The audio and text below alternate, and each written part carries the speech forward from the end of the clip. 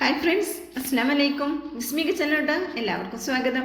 ഇന്ന് നമ്മൾ ബാക്കി വന്നിട്ടുള്ള പുട്ടും പഴവും വെച്ചിട്ടുള്ള ഒരു സിമ്പിൾ സ്നാക്കിൻ്റെ റെസിപ്പിയാണ് ചെയ്യുന്നത്. എങ്ങനെയാണെന്ന് നോക്കാം. ഞാനിവിടെ 3 കഷ്ണം പുട്ട് എടുത്തിട്ടുണ്ട് കേട്ടോ. ഈ പുട്ടിൻ്റെ തേങ്ങയൊക്കെ നമുക്കൊന്ന് മാറ്റി കൊടുക്കാം. ഫുള്ളായിട്ട് മാറ്റണ്ട, കുറച്ചൊക്കെ തേങ്ങ നമുക്ക് മാറ്റി കൊടുക്കാം.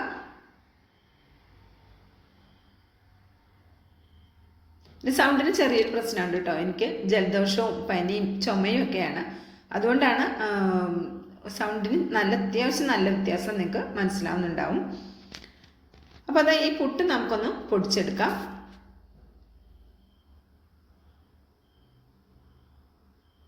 ഒരുപാട് അങ്ങോട്ട് പൊടിയൊന്നും വേണ്ട. ആ വലിയ കട്ടകളൊക്കെ ഒന്ന് നമുക്കൊന്ന് ഉടച്ചെടുക്കാം.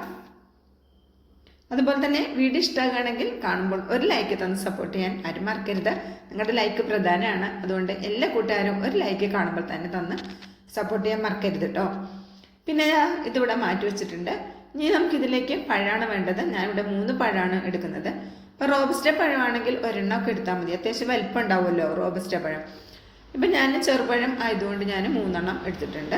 ഇപ്പം നിങ്ങൾക്ക് നേന്ത്രപ്പഴം വേണമെങ്കിലും എടുക്കാം. നേന്ത്രപ്പഴം എടുക്കുമ്പോൾ നല്ല പഴുത്ത് തോലൊക്കെ കറുത്ത് പോയിട്ടുള്ള പഴമില്ലേ, ഇങ്ങനെ ഉടക്കാൻ പാകത്തിനാവണം. അങ്ങനത്തെ പഴം നേന്ത്രപ്പഴം വേണമെങ്കിലും എടുക്കാവുന്നതാണ്.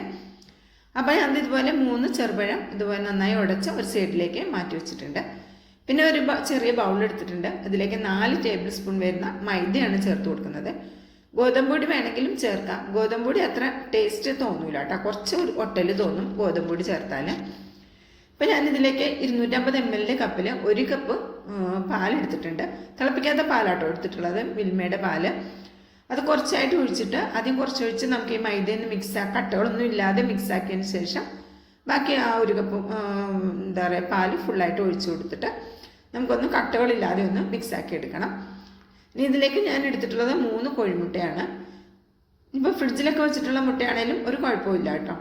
ഇപ്പം 3 മുട്ടയും നമുക്ക് ഈ പാലിലേക്ക് പൊട്ടിച്ചൊഴിച്ചു കൊടുക്കാം. നല്ല ടേസ്റ്റിയായ ഒരു സ്നാക്കാണ് കേട്ടോ. അപ്പം നമ്മൾ പുട്ടൊക്കെ ബാക്കിയുണ്ടെങ്കിൽ ഞാൻ അത് ഒഴിവാക്കേണ്ട ആവശ്യമൊന്നുമില്ല കേട്ടോ. ഇതുപോലെ നമുക്ക് വെറൈറ്റി ആയിട്ട് സ്നാക്ക് നമുക്ക് തയ്യാറാക്കി എടുക്കാൻ പറ്റും. നമ്മൾ ഓയിലൊന്നും ഉപയോഗിക്കാതെ ചെയ്തെടുക്കുന്ന സ്നാക്കാണ്. 3 മുട്ടയും ഈ പാലിലും മൈദയുടെ മിക്സിലേക്ക് ഒഴിച്ചിട്ട് നന്നായിട്ടൊന്ന് മിക്സാക്കി എടുക്കാം. ഒരുപാട് അങ്ങോട്ട് ഈ പാലും മൈദയായിട്ടൊന്ന് നന്നായിട്ട് മിക്സ് ആവുമൊന്നും വേണ്ട.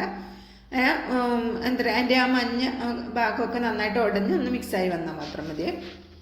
അത് ഇതുപോലെ ഒന്ന് അത്യാവശ്യം മിക്സാക്കി കൊടുത്തിട്ടുണ്ട്. ഇനി ഇതിലേക്ക് നമുക്ക് ഉപ്പ് ചേർത്ത് കൊടുക്കാം. പുട്ടിൽ നമുക്ക് ഉപ്പുണ്ടാവും, എന്നാലും നമുക്ക് ഈ ഒരു ബാറ്ററിലൊന്നും ഉപ്പുണ്ടാവില്ല. അപ്പോൾ ആവശ്യത്തിനുള്ള ഉപ്പ് ചേർക്കാം. 1 ടീസ്പൂൺ നിറച്ച് ഏലക്കയുടെ പൊടി ചേർക്കുന്നുണ്ട്. പിന്നെ ഒരു കളറിന് വേണ്ടിയിട്ട് ഞാൻ ബദാം മിക്സ് ചേർത്ത് കൊടുക്കുന്നുണ്ട്. ഒരു 3-4 ഡ്രോപ്പ് ചേർത്ത് കൊടുക്കാം. അപ്പം ഇതില്ലാന്നുണ്ടെങ്കിൽ ഒരു കളറിന് വേണ്ടി മാത്രം ചേർക്കുന്നത്, പിന്നെ അല്ലെങ്കിൽ നമുക്ക് മഞ്ഞൾപ്പൊടി ചേർത്താലും മതി ഒരു കളറിന് വേണ്ടിയിട്ട് കേട്ടോ. ഇതിപ്പോൾ ഞാൻ ഒരു സൈഡിലേക്ക് മാറ്റി വെച്ചിട്ടുണ്ട്. നമ്മുടെ പുട്ടെടുക്കാം. ഈ പുട്ടിലേക്ക് നമുക്കിത് ഒന്നും കൂടി ഒന്ന് മിക്സ് ആക്കിയിട്ട് ഈ ഒരു ബാറ്റർ ഒഴിച്ചു കൊടുക്കാം.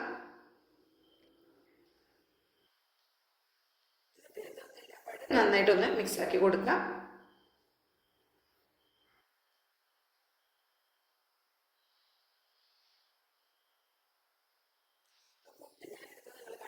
മൂന്ന് കഷ്ണമാണ് എടുത്തത്. ഒരു വലിയ കഷ്ണവും പിന്നെ ഒരു മീഡിയം കഷ്ണം പിന്നെ ഒരു ചെറിയ കഷ്ണം, അത്രയും പുട്ടാണ് ബാക്കി ഉണ്ടായിരുന്നത് കേട്ടോ. അതുകൊണ്ടാണ് അങ്ങനെ എടുത്തത്. അത്രയും പുട്ട് നിങ്ങൾ കണ്ടില്ലേ, ആ ഒരു പുട്ടിൻ്റെ അളവിലാണ് ആ മുട്ടയും പാലും എല്ലാം എടുക്കേണ്ടത് കേട്ടോ. നിങ്ങൾ പുട്ട് കൂടുതൽ എടുക്കുന്നുണ്ടെങ്കിൽ അപ്പോൾ ബാക്കി ചേരുവകളെല്ലാം കൂട്ടിയെടുക്കാൻ ശ്രദ്ധിക്കണേ. ഇപ്പോൾ ഇതാ നമുക്ക് മിക്സിയുടെ ജാറിലേക്ക് ഇത് ഒന്ന് ഇട്ട് കൊടുക്കാം. ഇപ്പം നമ്മളിതിലേക്ക് മധുരം ചേർത്തിട്ടില്ല. ഞാൻ ഇതിലേക്ക് പഞ്ചസാരയാണ് ചേർക്കുന്നത്. നിങ്ങൾക്ക് വേണമെങ്കിൽ ശർക്കര വേണമെങ്കിലും ചേർത്ത് കൊടുക്കാം. ഞാൻ ഇതിലേക്ക് ഒരു 6 ടേബിൾ സ്പൂൺ വരുന്ന പഞ്ചസാര ചേർത്ത് കൊടുക്കുന്നുണ്ട്. ഇനി ഇതൊന്ന് നമുക്കൊന്ന് അരച്ചെടുക്കാം. പഞ്ചസാര മെൽറ്റാകുവോളം 1 മിനിറ്റോളം ഒന്ന് അടിച്ചെടുത്താൽ മതി. പുട്ടായതുകൊണ്ട് തന്നെ അത്യാവശ്യം തരികളൊക്കെ ഉണ്ടാവും, കുഴപ്പമൊന്നുമില്ല കേട്ടോ. ഇനി ഇതിലേക്ക് ഞാനൊരു 1/4 ടീസ്പൂൺ വരുന്ന ബേക്കിംഗ് സോഡ ചേർത്ത് കൊടുത്തിട്ടുണ്ട്. ബേക്കിംഗ് പൗഡറാണ് ചേർക്കുന്നതെങ്കിൽ 1/2 ടീസ്പൂൺ ചേർത്ത് കൊടുക്കണം കേട്ടോ. പിന്നെ ഇതിലേക്ക് നമ്മളിവിടെ ഉടച്ചു വെച്ചിട്ടുള്ള പഴം കൂടി ചേർത്ത് കൊടുക്കുക. എന്നിട്ട് ഇതെല്ലാം പാട് നന്നായിട്ട് മിക്സാക്കി എടുക്കുക കേട്ടോ. അപ്പം നമ്മൾ പഴവും ബേക്കിംഗ് സോഡയും ലാസ്റ്റാണ് ചേർത്തത്. അപ്പോൾ ലാസ്റ്റ് മാത്രം ചേർത്താൽ മതി. അങ്ങനെ ചേർക്കുന്ന സമയത്ത് ഈ എല്ലായിടും എത്തിപ്പെടാൻ വേണ്ടിയിട്ട് നന്നായിട്ട് മിക്സാക്കി കൊടുക്കണം കേട്ടോ. പിന്നെ ഞാൻ ഇതുപോലെ ഒരു പാത്രത്തിലാണ് കേട്ടോ ഞാൻ ഇതൊന്ന് റെഡിയാക്കി എടുക്കുന്നത്. അത്യാവശ്യം വലിപ്പമുള്ള പാത്രമാണ്. നിങ്ങളുടെ ചെറിയ പാത്രമൊക്കെ ഉണ്ടെങ്കിൽ നല്ല ഹൈറ്റിൽ കിട്ടിക്കോളൂ കേട്ടോ. ഇത് നമ്മൾ ബേക്ക് ചെയ്തിട്ടാണ് കേട്ടോ എടുക്കുന്നത്. നമ്മൾ ഈ ഒരു പാനിൽ ഒരല്പം നെയ്യൊന്നാക്കി കൊടുത്തിട്ടുണ്ട്. നെയ്യുടെ ഫ്ലേവർ കൂടി വരുമ്പോൾ നല്ല ടേസ്റ്റാണ് കേട്ടോ. അതാണ് നെയ്യാക്കി കൊടുത്തത്. നിങ്ങൾക്ക് നെയ്യ് വേണമെങ്കിൽ ഓയിലൊന്ന് ഗ്രീസ് ചെയ്ത് കൊടുത്താൽ മതി. നമ്മൾ ഇതിലേക്ക് ഓയിലൊന്നും ചേർത്തിട്ടില്ല, അതിൻ്റെ ആവശ്യമില്ല കേട്ടോ. അപ്പോൾ ഇതാ മുഴുവനായിട്ടും ഇതിലേക്ക് ഒഴിച്ചു കൊടുത്തിട്ടുണ്ട്. ഇനി ഇതുപോലെ ഒരു പാന് ആദ്യം തന്നെ ഹൈ ഫ്ലെയിമിൽ വെച്ച് നന്നായി ചൂടാക്കിയതിന് ശേഷം ഒരു മീഡിയം ഫ്ലെയിമിൽ വെക്കണം കേട്ടോ. ലോ ഫ്ലെയിമിൽ ആദ്യം വെക്കരുത്. മീഡിയം ഫ്ലെയിമിൽ ഒരു 3-4 മിനിറ്റ് വെച്ചതിന് ശേഷം പിന്നെ ഒന്ന് ഫ്ലെയിം ഒന്ന് കുറച്ച് കൊടുക്കുക കേട്ടോ. ഞാൻ ഒരല്പം കിസ്മിസ് ഒന്ന് നെയ്യിലൊന്ന് വറുത്തെടുത്തിട്ടുണ്ടായിരുന്നു. അത് ഇതിൻ്റെ മുകളിൽ ജസ്റ്റ് ഗാർണിഷിങ്ങിന് വേണ്ടി വെച്ച് കൊടുക്കുക. നിങ്ങളുടെ നട്ട്സൊക്കെ ഉണ്ടെങ്കിൽ നട്ട്സ് വെച്ച് കൊടുത്താലൊക്കെ മതി കേട്ടോ. അപ്പോൾ താല്പര്യമൊന്നും ഇല്ല, വേണമെങ്കിൽ മാത്രം വെച്ച് കൊടുത്താൽ മതി. അല്ലാതെയും കഴിക്കാൻ നല്ല ടേസ്റ്റാണ്. കാണാനൊരു ഭംഗി ഉണ്ടാവും ഇത് വെച്ചാലെന്ന് മാത്രം.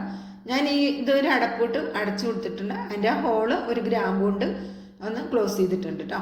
ഇത് മൊത്തം എനിക്കൊരു 20 മിനിറ്റാണ് ഇത് കുക്ക് ചെയ്യാനുള്ള ടൈം എടുത്തിട്ടുള്ളത് കേട്ടോ. നല്ല വെന്ത് വന്നിട്ടുണ്ട്. 20 മിനിറ്റ് കൊണ്ട് വെന്ത് വന്നിട്ടുണ്ട്. ആദ്യത്തെ ഒരു 3-4 മിനിറ്റ് മാത്രം നമ്മൾ ഇതൊരു മീഡിയം ഫ്ലെയിമിൽ വെക്കണം. പിന്നെ ഫ്ലെയിം നന്നായിട്ട് കുറച്ച് കൊടുക്കണം കേട്ടോ. അപ്പോൾ ഇതിവിടെ റെഡി ആയിട്ടുണ്ട്. ഇതായി വന്നപ്പോൾ തന്നെ പാത്രത്തിൽ നിന്നൊക്കെ വിട്ട് വന്നിട്ടുണ്ട്. ഇനി നമുക്ക് ഈ പാത്രത്തിൽ തന്നെ വെക്കേണ്ട, അടി നന്നായിട്ട് കരിഞ്ഞു പോകും. അതുകൊണ്ട് നമുക്ക് വേറെ പാത്രത്തിലേക്ക് ഒന്ന് ഡിമോൾഡ് ചെയ്തെടുക്കാം.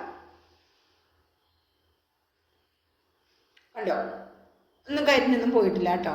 ഇപ്പം നോക്കാം, നല്ല അടിപൊളിയായി, നല്ല ചൂടാണ്. നമുക്കിതൊന്ന് തിരിച്ചിട്ട് കൊടുക്കാം. കണ്ടോ, നല്ലതായിട്ട് ആവി പാറുന്നുണ്ട്. നമുക്കിത് കാണുന്നുണ്ടോയെന്ന് അറിയില്ല, നന്നായിട്ട് ആവി പാറുന്നുണ്ട്. ജസ്റ്റ് ഒന്ന് ചൂടാറിയിട്ടുണ്ട്. ഇനി നമുക്കിതൊന്ന് കട്ടാക്കി എടുക്കാം. അപ്പോൾ പുട്ടൊക്കെ ബാക്കി വന്നിട്ടുണ്ടെങ്കിൽ തീർച്ചയായിട്ടും അത് ഒഴിവാക്കേണ്ട ആവശ്യമില്ല കേട്ടോ. ഞാൻ പുട്ട് ബാക്കി വന്നിട്ട് പിന്നെ കറികളില്ലാതെയൊക്കെ ഇരിക്കൂലേ. അപ്പോൾ അങ്ങനത്തെ സമയത്ത് നമ്മൾ കഴിക്കാതെ ഒന്നും മാറ്റി വയ്ക്കേണ്ട ആവശ്യമില്ല. ഇതുപോലെ നമുക്ക് വെറൈറ്റി ആയിട്ട് നല്ല ടേസ്റ്റി ആയിട്ടുള്ള സ്നാക്ക് തന്നെ റെഡിയാക്കി എടുക്കാം. ഇപ്പോൾ ഇതാ പുട്ടുകൊണ്ട് നമ്മൾ റെഡിയാക്കി എടുത്തിട്ടുള്ള നല്ല ആവി പാറുന്ന ഒരു അടിപൊളി കേക്കാണ് അല്ലേ. നല്ല ടേസ്റ്റാണ് കേട്ടോ കഴിക്കാനായിട്ട്. അപ്പോൾ ഇഷ്ടമായിട്ടുണ്ടെങ്കിൽ തീർച്ചയായിട്ടും ട്രൈ ചെയ്ത് നോക്കണം. അഭിപ്രായം അറിയിക്കാനും മറക്കരുത് കേട്ടോ. അതുപോലെ തന്നെ ബിസ്മി കിച്ചൺ എന്ന യൂട്യൂബ് ചാനൽ സബ്സ്ക്രൈബ് ചെയ്ത് കാണുന്ന കൂട്ടുകാർ ഒന്ന് സബ്സ്ക്രൈബ് ചെയ്ത് അടുത്ത് വരുന്ന ബെല്ലൈക്കണമെന്ന് എനേബിൾ ചെയ്ത് വെച്ചാൽ മാത്രമേ നമ്മളിടുന്ന വീഡിയോസിൻ്റെ എല്ലാ നോട്ടിഫിക്കേഷൻ നിങ്ങളിലേക്ക് കറക്റ്റായിട്ട് എത്തുള്ളൂ കേട്ടോ. നല്ല സോഫ്റ്റ് ആയിട്ടുള്ള കേക്കാണ് കേട്ടോ. അപ്പോൾ ഇൻഷാ അല്ലാഹ് അടുത്ത നല്ലൊരു അടിപൊളി വീഡിയോയുമായി എത്തുന്നവരേക്കും എല്ലാ കൂട്ടുകാർക്കും നന്ദി, നമസ്കാരം.